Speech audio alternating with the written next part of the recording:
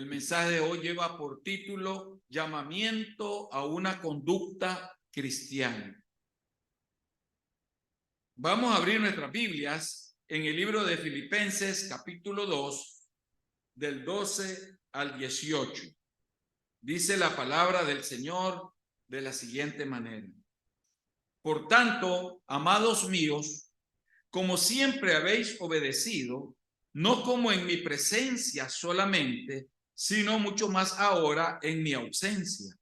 Ocupaos en vuestra salvación con temor y temblor, porque Dios es el que en vosotros produce el querer como el hacer por su buena voluntad. Haced todo sin murmuraciones y contiendas, para que seáis irreprensibles y sencillos, hijos de Dios sin mancha, en medio de una generación maligna y perversa, en medio de la cual resplandecéis como luminares en el mundo, asidos de la palabra de vida, para que en el día de Cristo yo pueda gloriarme de que no he corrido en vano, ni en vano he trabajado. Y aunque sea derramado en libaciones sobre el sacrificio y servicio de vuestra fe, me gozo y regocijo con todos vosotros, y así mismo gozaos y regocijaos también vosotros conmigo. Vamos a orar. Padre nuestro que estás en los cielos, santificado y glorificado sea su santo y bendito nombre. Señor, venimos ante su presencia para darle la honra y para darle la gloria. Señor, reconocemos lo que somos, pecadores, y que también necesitamos de usted, Señor, y necesitamos de su perdón. Le pedimos que nos perdone y que nos guarde, Señor, en medio de este mundo de maldad. Bendice a los hermanos que están hoy congregados con nosotros este domingo. Quédese entre nosotros y perdónenos nuestros pecados. En el nombre de Cristo Jesús. Amén y amén. En primer lugar, amados hermanos, el apóstol Pablo se está refiriendo acá a algo muy importante que tiene que ver con la vida de la iglesia de los filipenses. En la iglesia de los filipenses había mucha fe, mucha comunión, mucha obediencia. Y estamos hablando aproximadamente a 60 años o 50 años después de Jesucristo, de la muerte de Cristo Jesús. Y entonces, en la iglesia de los filipenses, hermanos, había obediencia. Ellos habían obedecido la palabra de Dios porque tenían un guía, y el guía era el apóstol Pablo. Él los guiaba, él los dirigía, pero el apóstol Pablo, a través de toda su trayectoria, él sabía que estaba preparado a morir y que iba a ser sacrificado por Cristo. Y entonces, algo que realmente nosotros como hijos de Dios reconocemos es la labor que hizo el apóstol Pablo en esta tierra, hermano. Y aquí el versículo 12 nos dice lo siguiente: por tanto, amados míos, como siempre habéis obedecido, no como en mi presencia solamente, sino mucho más ahora en mi ausencia. Ocupaos en vuestra salvación con temor y temblor. Realmente, cuando nosotros andamos en la vida cristiana, una de las cosas más importantes y elementales que nosotros tenemos que tomar en cuenta es, hermano, de ocuparnos de nuestra salvación. Pero en la vida de la iglesia universal se da lo contrario. En algunos, en la gran mayoría, se ocupan más en cosas vanas que en las cosas verdaderamente esenciales, que es el conocimiento de la palabra de Dios y la búsqueda de la santidad. mucho nosotros nos preocupamos, hermanos, por lo material de este mundo.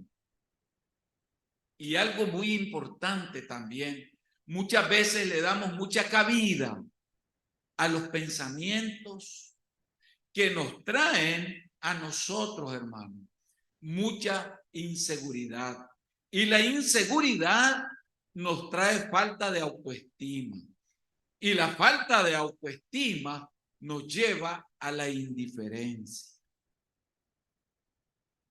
Eso es bien esencial, es bien importante. Por eso, hermanos, nosotros vemos en las iglesias, en el mundo entero, hoy día, mucha indiferencia.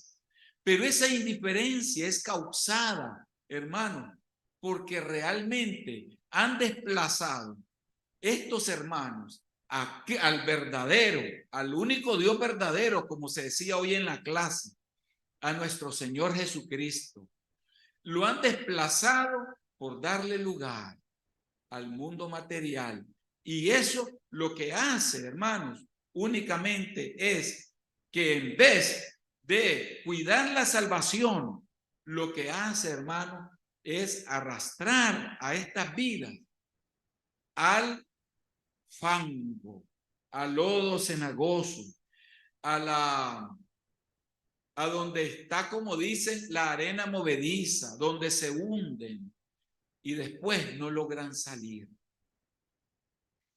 Era por esa razón que el apóstol Pablo le dice aquí a los filipenses, a la iglesia de Filipos, le dice, ocúpense ahora que no voy a estar, o sea, que voy a morir por Cristo.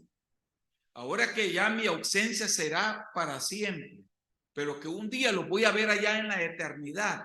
Ustedes ocúpense de ser siempre esos hombres obedientes. Ocúpense de ser esos hombres que se dedican a estudiar la palabra de Dios. Ocúpense de ser diligentes en el evangelio. El libro de Primera de Corintios, capítulo 2, versículo 3, nos dice lo siguiente.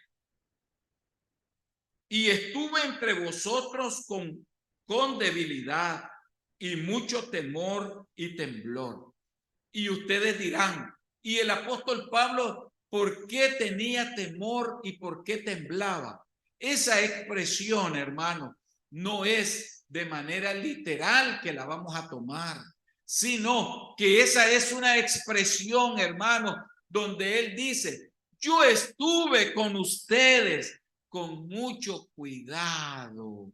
Estuve entre ustedes con mucha reverencia.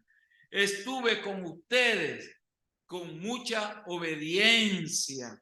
Estuve con ustedes aquí a su alrededor con mucho interés de conocer más del amor de Dios. Eso de temor y temblor, eso significa. Ahora nosotros vemos lo que nos dice Efesios capítulo 5, versículo 6. Nadie os engañe con palabras vanas, porque por estas cosas viene la ira de Dios sobre los hijos de desobediencia. Hermanos, ¿nos dejamos engañar de cosas vanas? No debiera de ser así. Porque cuando nosotros nos dejamos engañar de cosas vanas, hermano, es cuando nosotros caemos en esa arena movediza y nos hundimos. Las cosas vanas muchas veces pueden ser, hermano, las conversaciones humanas que no nos llevan a nada, hermano. Conversaciones que lo único que hacen es enfriar nuestra vida de fe. Muchas veces escuchamos por las redes sociales prédicas que son confusas y que no nos llevan, hermano, al verdadero sentimiento del Espíritu Santo, al verdadero sentimiento de Dios.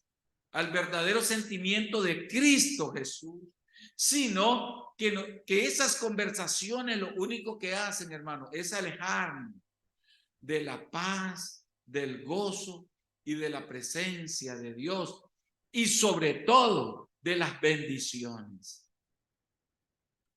Es bien difícil, hermano, es bien difícil el evangelio, poderlo penetrar en nuestra vida cuando nosotros compartimos nuestra vida mitad con el evangelio y mitad con el mundo. Es difícil, hermano. Y aquí el apóstol Pablo le está hablando a los creyentes, no le está hablando al mundano, sino que le hablan a los que ya conocen la palabra de Dios como nosotros. Entonces, aquí grabamos lo que dijimos en nuestra mente, la propiedad de la obediencia. Tomar la obediencia como algo propio. No, que porque si el pastor no está, entonces ahora ya no vamos a la iglesia. Que porque no están los líderes de la iglesia, ya no vamos a la iglesia. Que porque ya no están los hermanos que llegaban, la familia, pues ya no llego tampoco yo. Quiero decirles, amado hermano, que la obediencia debe de ser practicada, hermano, porque Dios está presente todo el tiempo de nuestra vida en nosotros. Por eso debe de ser practicada la obediencia y no debe de ser practicada solo cuando está la presencia del pastor y los oficiales o los hermanos. Ese es un grave error en nuestras vidas. Es grave error. Esté o no esté el pastor, aquí hay que estar alabando a Dios, porque ustedes vienen a alabar a un Dios vivo que dio su vida por nosotros. A eso le llamamos la propiedad de la obediencia. A eso le llamamos la propiedad de la obediencia. Y ahora vamos a ver en segundo lugar la promesa de la obediencia. La promesa de la obediencia. Filipenses 2:13. Porque Dios es el que en vosotros produce así el querer como el hacer por su buena voluntad. La obra debe de hacerse, amados hermanos, con seguridad. Porque dice, porque Dios es el que en vosotros obra así el querer como el hacer por su buena voluntad. Segunda de Pedro, capítulo 1, versículo 10, nos dice, por lo cual, hermanos, tanto más procurad hacer firme vuestra vocación y elección, porque haciendo estas cosas no caeréis jamás. Obra, energón, en griego. Y querer, energein, en griego. Energein y querer son del mismo verbo. Siempre se emplea con referencia a la acción de Dios y de una acción efectiva. La salvación, hermano, es ¿de quién es la salvación? Es toda de Dios. La salvación es toda de Dios. De Él depende, hermano. Esa es una de sus riquezas que tienen los cielos, la salvación. Él la entrega, la regala como un don a todo aquel que viene arrepentido a Él. Los principios de la salvación, el proceso de la salvación está basado, de acuerdo a nuestra doctrina nazarena, en 4 pasos. El primer paso es el arrepentimiento. El segundo paso, la justificación. El tercer paso, la regeneración. El cuarto paso, la adopción. Y después de la adopción viene el proceso de la santidad. Y cuando la santidad, hermanos, ha llegado a la culminación del bautismo del Espíritu Santo en nuestras vidas, ocurre lo que se llama la entera santificación o segunda gracia. Memoricemos eso, porque esos son puntos importantes que debe de conocer el creyente en nuestra iglesia. Tener una base teológica que le sirva para fundamentar su fe en Cristo Jesús. Uno de los fundamentos de nuestra fe y que nuestra iglesia nazarena la tiene, ¿cuáles son? Nuestra fe se fundamenta en el Padre, en el Hijo y en el Espíritu Santo, pero también nuestra fe se fundamenta en la santidad de Dios. Nuestra fe también se fundamenta en la expiación. Nuestra fe también se fundamenta en nuestra iglesia, que es la base por medio de la cual forma el cuerpo de Cristo. Si nosotros tomamos en cuenta esa fundamentación de fe en nuestra vida, entonces, hermanos, nada nos podrá mover. Ninguna doctrina de afuera nos podrá mover, porque nuestra fe se fundamenta en quien nos creó, en quien nos salvó y en quien nos dirige hasta la eternidad. ¿Ve qué importante? Entonces, vamos a ver ahora segunda de Pedro, capítulo 1, versículo 15. También yo procuraré con diligencia que después de mi partida vosotros podáis en todo momento tener memoria de estas cosas. El apóstol Pablo, amados hermanos, cuando él habla en Filipenses capítulo 2, versículo 13, él quiere ver una actitud genuina cristiana en nosotros. Eso es lo que él quiere ver. Y nosotros debemos de procurar esa actitud genuina. ¿Para qué, hermano? Para que podamos cimentar los valores de los cuales el Señor nos dejó como herencia al morir en la cruz del Calvario. Y uno de esos grandes valores, ¿cuáles son? Uno, el evangelio, hermano. Su evangelio. Dos, el predicar la palabra. Son valores. Tres, orar. Guardar la comunión entre los fieles. Adorar a Dios en santidad. Esos son valores. Y esos valores nos los dejó el Señor Jesús en la cruz del Calvario, con su sangre que Él derramó por nosotros. ¿Ah? Entonces, ahora, en tercer lugar, vamos a ver el propósito de la obediencia. Vimos la promesa de la obediencia.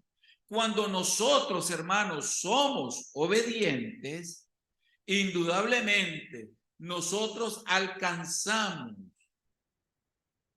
¿qué? La salvación.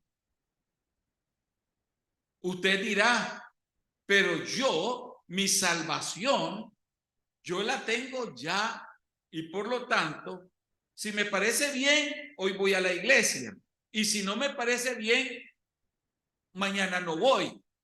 Y si no me parece, pues mejor llego hasta la siguiente semana. Pero yo soy salvo porque yo creí en Cristo Jesús. Pero ese es un gran error.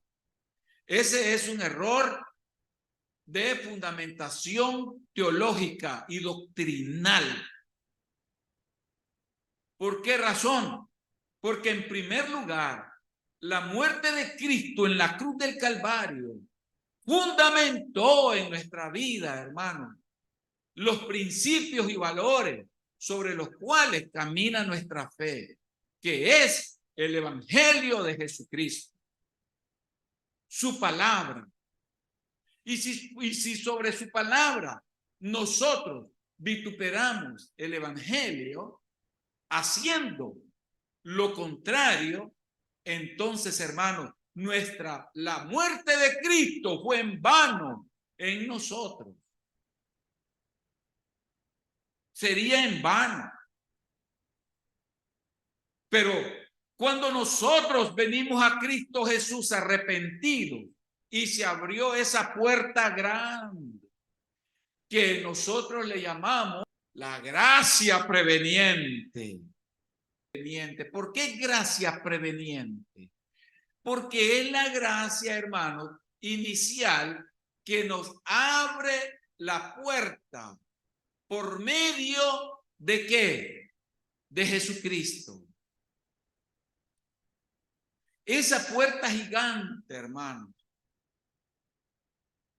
es subsecuente al arrepentimiento. Porque primero es el arrepentimiento y no es la fe. Cuando venimos a Cristo Jesús, primero obra en nosotros, ¿qué cosa? El arrepentimiento. Y después es la fe. Y esa fe es guiada cuando nosotros nos arrepentimos por medio del Espíritu Santo. Si nosotros fundamentamos eso, entonces, hermano, nuestra salvación está segura. ¿Por qué? Porque nosotros jamás nuestra luz se apagará. Porque dice la Biblia que nosotros somos luminares de justicia. El propósito de la obediencia, entonces, hermanos, es que nosotros caminemos en la luz de Dios. Ahora vamos a ver que dice en el versículo, el 15, para que seáis irreprensibles y sencillos, hijos de Dios, sin mancha, en medio de una generación maligna y perversa, en medio de la cual resplandecéis como luminares en el mundo. Cuando nosotros, aquí el apóstol Pablo se está refiriendo a sus escogidos. Él no se está refiriendo aquí, porque el que es luminar de justicia en este mundo, hermano, es aquel que evita el pecado. El que evita el pecado, hermano, es un luminar de justicia en este mundo. ¿Saben por qué? Porque es por medio de su testimonio que otros se van a salvar. Su testimonio es luz. Y eso, su testimonio lo hace ser un luminar de justicia que menciona el apóstol Pablo aquí. Va a resplandecer, hermanos. O también el creyente que vive en pecado y viene a la iglesia es un creyente apagado. Ese no alumbra. Ese no puede alumbrar.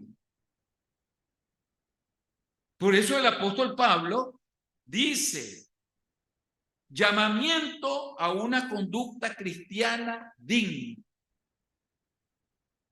Nosotros, hermanos, para poder realmente sentir la presencia de Dios, para experimentar la salvación y el gozo de la misma, tenemos que obedecer su palabra. En primer lugar, tomar la obediencia como propiedad. Porque esa obediencia es la que vamos a llevar a los cielos. A los cielos no va a entrar, dice la Biblia, el desobediente. Obediencia, como decía el apóstol Pablo, y les exhortaba a los filipenses, no es que porque esté el pastor o los líderes, aquí estamos todos. Y cuando no están, no estamos.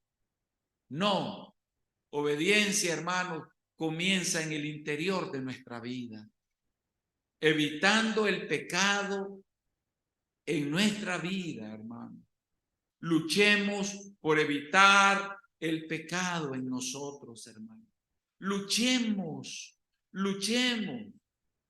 Que el Espíritu Santo sea el que pueda ayudarnos, guiarnos. Dejémonos guiar por Él. Si sentimos de que hay flaquezas, si sentimos debilidades, hermano, doblemos nuestras rodillas y busquemos al Señor. Pidamos ayuda de consejo de los que saben más.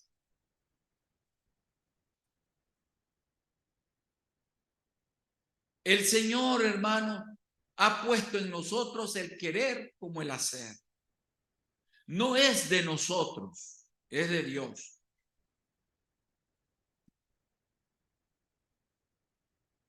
Ahora, es necesario determinar en el versículo que leíamos acá, que es, dice, en el 14, hacer todo sin murmuraciones y contienda. El Señor Jesús, hermanos, cuando aquí habla de murmuraciones y contienda en el versículo 14, tiene que ver con las relaciones de los unos con los otros o con Dios. Evidentemente, ambas cosas están entrelazadas. Murmuraciones, gosmon en griego. Primera de Corintios 10:10. Ni murmuréis como algunos de ellos murmuran y perecieron por el destructor.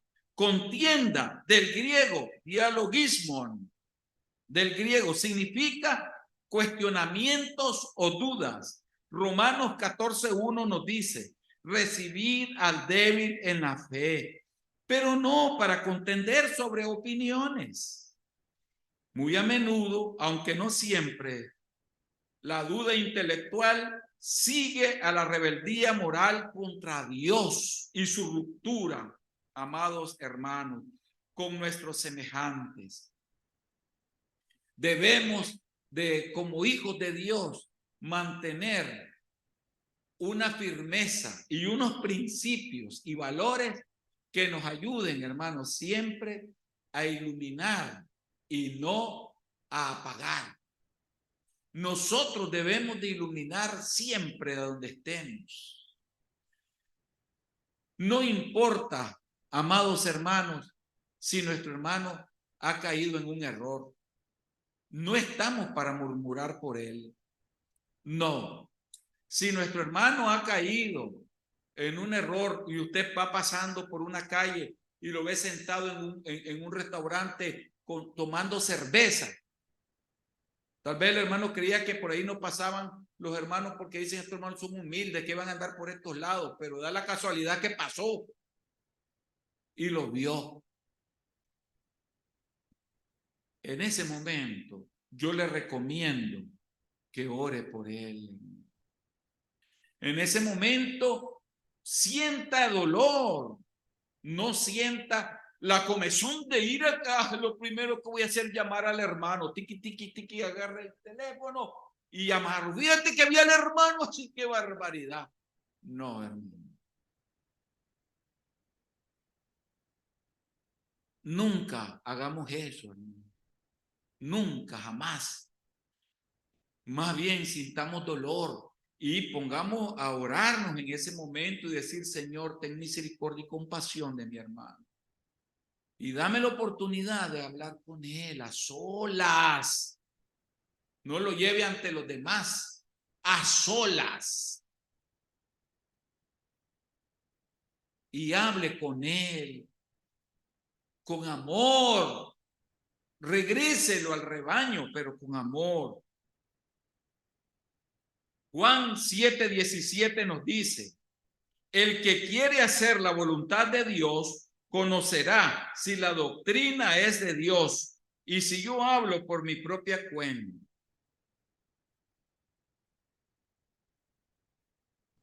En los siguientes versículos vemos nosotros el propósito de la obediencia. Para que seáis sencillos e irreprensibles. En el versículo 15. Para que mostréis lo que realmente sois. Quiere decir eso. Para que mostréis lo que realmente sois. Irreprensibles. Amentoi en griego. A los ojos de los hombres. Y sencillo. Akeraoi en griego. Este último término significa simples o absolutamente sinceros y sin mezcla. Mateo 10:10. Mateo 10:16, perdón, dice: he aquí, yo os envío como a ovejas en medio de lobos. Sed pues prudentes como serpientes y sencillos como palomas. Muchas veces nosotros, hermanos, caemos en sencillez.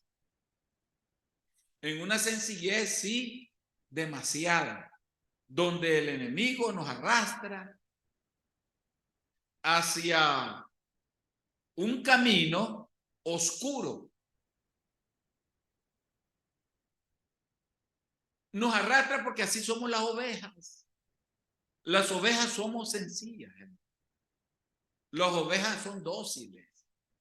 Y las ovejas las guía el pastor, pero si las guía mal, las va a llevar al despeñadero.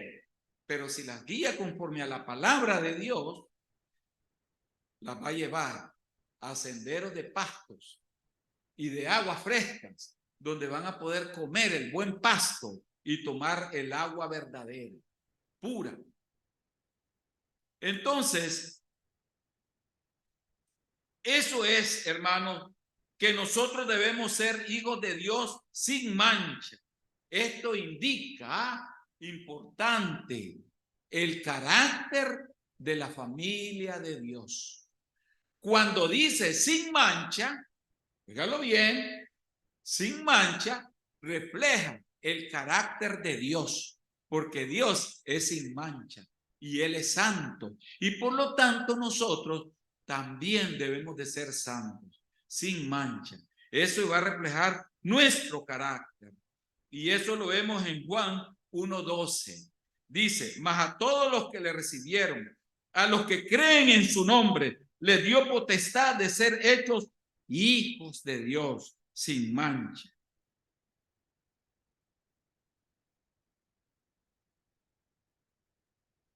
Muy bien. Irreprensibles y sencillos, sin reproche.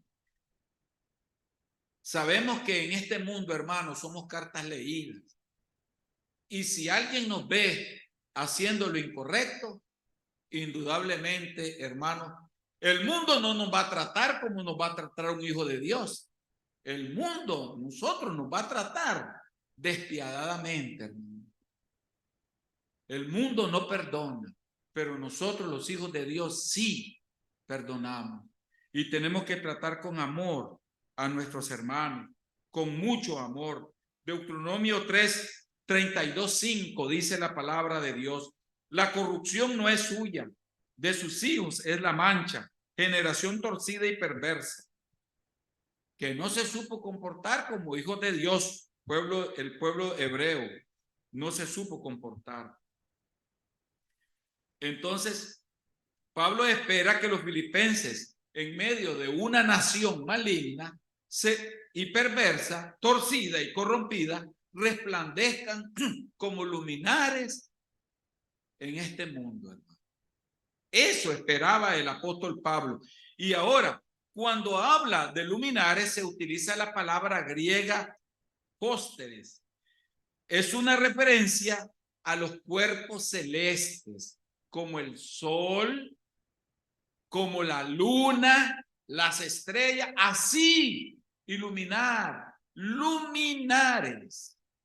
Eso significa en griego, pósteres, que debemos de ser luz que alumbre en medio de la oscuridad.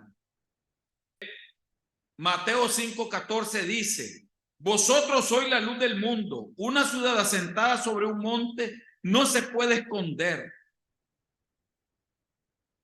Aunque su luz que alumbre y sea pósteres, o sea, la luz del sol, como la luz del sol que alumbremos, en nosotros también se esconde la luz verdadera, que es Cristo Jesús.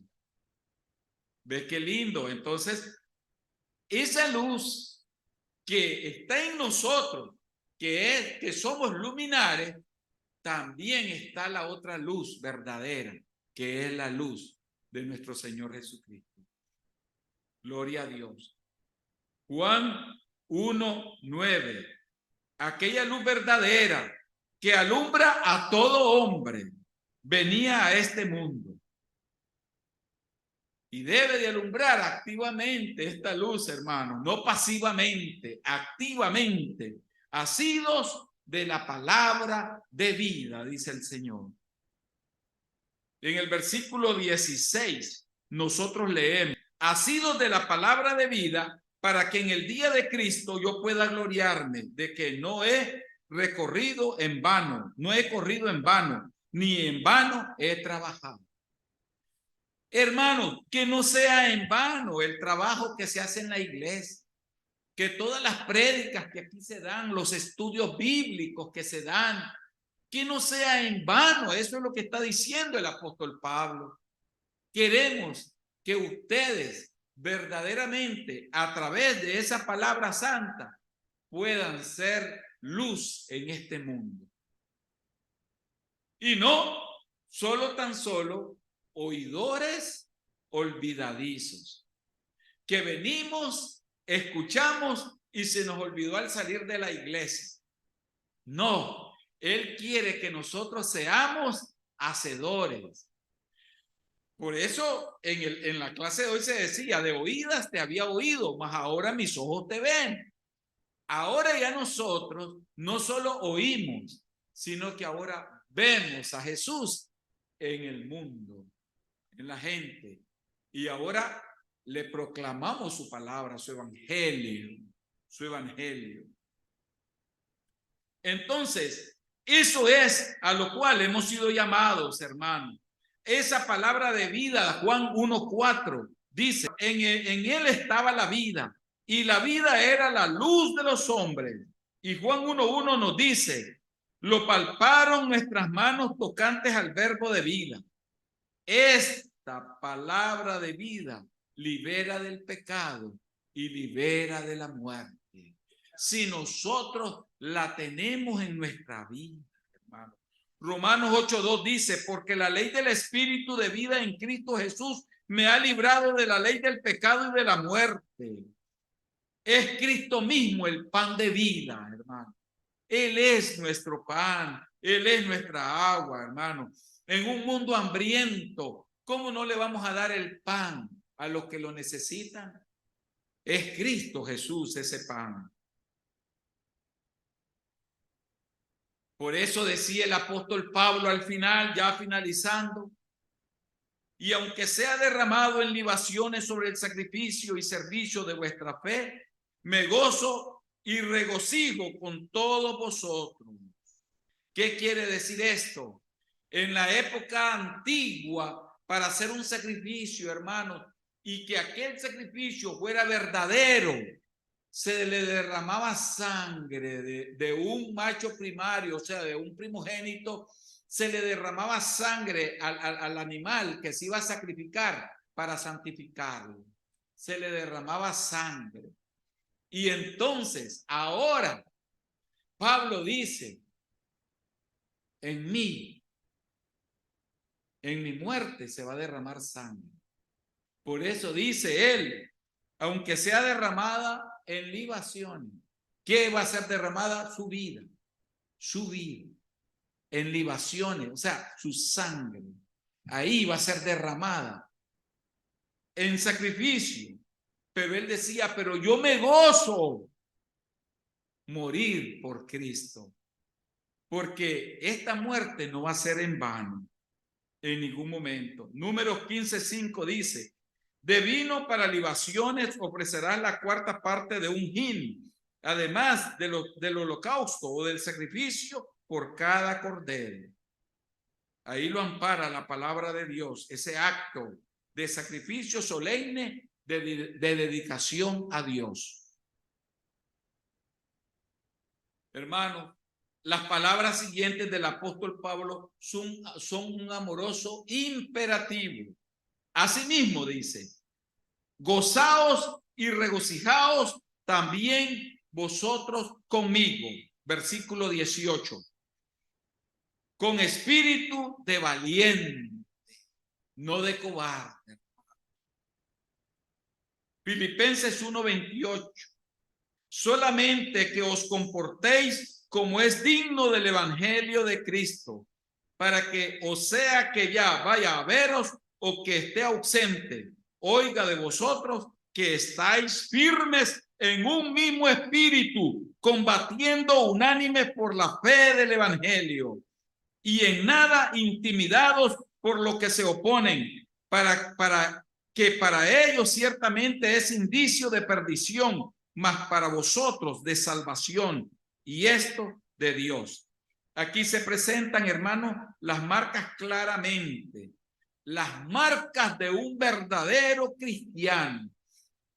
El que es cristiano se caracteriza por lo siguiente, a memorizar esto como conclusión, a memorizarlo. 1, una conducta consecuente con el evangelio de Cristo. Oigan las marcas de un cristiano. Una conducta consecuente con el evangelio de Cristo. Filipenses 2, del 27 al 30. 2, un espíritu de sencillez con el evangelio de Cristo. Perdón, un espíritu de sencillez que alienta la unidad y la humildad. ¡Qué interesante! Un espíritu de sencillez que alienta la unidad y la humildad. Filipenses 2, del 1 al 8. 3, una obediencia que surge del temor de Dios. Filipenses 2, del 2 al 13. 4, un testimonio que declara fielmente la palabra de vida. Filipenses 2, del 15 al 16. Tengamos en cuenta esas 4 cosas en nuestras vidas. Son las características de un cristiano, hermano. Un cristiano que da buen testimonio. Esa es una de sus características. Un cristiano que tiene obediencia. Un cristiano, el cristiano es obediente, hermano, a la palabra de Dios. El cristiano nunca dice, no me parece eso y no lo hago. Y si lo dice la palabra de Dios, ¿por qué no lo va a hacer? Es desobediente, no está como un hijo de Dios. Tiene que tener un espíritu de sencillez que aliente unidad y humildad. Nunca separación. El hijo de Dios, el siervo de Dios, no separa, une.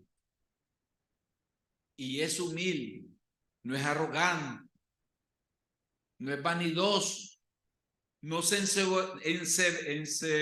ensoberbia, no se vanagloria.